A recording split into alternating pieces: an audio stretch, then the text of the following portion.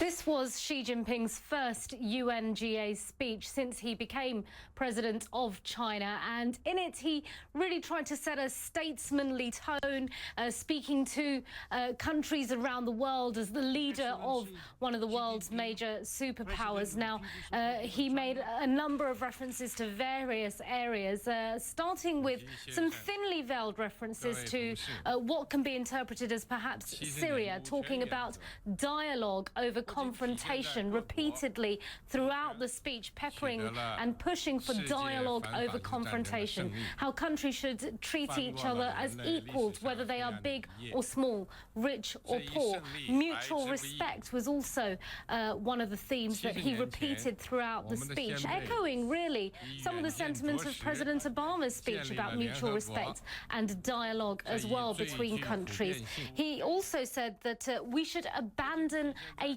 Cold War mentality. Now, that phrase itself was used very recently by the Foreign Ministry in a reference to Japan's security bill, where Japan has decided after 70 years that its military can be deployed to support an ally if needs be at war. So perhaps that was a reference to that. His three main themes, really, though, were the economy, climate change, and a peace initiative that he is launching himself jointly with the UN. Now, in terms of climate change, of course, that's a great success for President Obama and Xi Jinping. The cap-and-trade system was announced last Friday. Now, what he said is that Mother Nature should be respected. We should build an ecosystem that puts Mother Nature first. About the economy, he referenced the 2008 financial crisis, saying that profits should not be put forwards before morality. This is what else he had to say.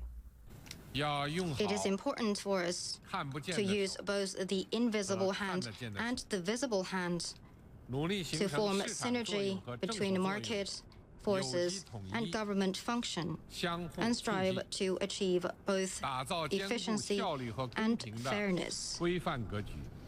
A reference there, perhaps, to Chinese state-directed capitalism. And the pièce de résistance of his speech was perhaps this 10-year, $1 billion China-UN Peace Development Fund. That was the big announcement for his speech at the UNGA today. He also announced 8,000 troops that would join a peacekeeping squad and a police squad as a standby team for any crises.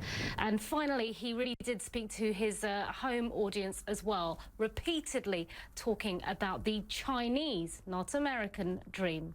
Simon Mawson, CNN, Beijing.